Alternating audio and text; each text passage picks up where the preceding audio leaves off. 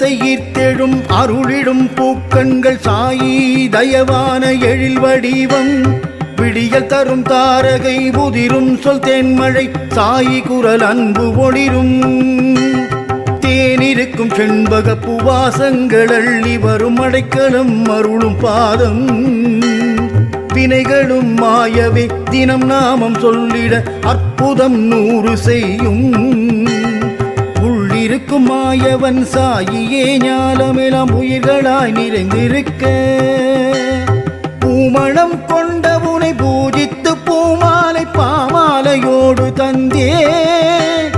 கள்ளமிலா உன் விழியில் இருள் தன்னை நீக்கியே ஒளி வெள்ளம் சூழ வருவா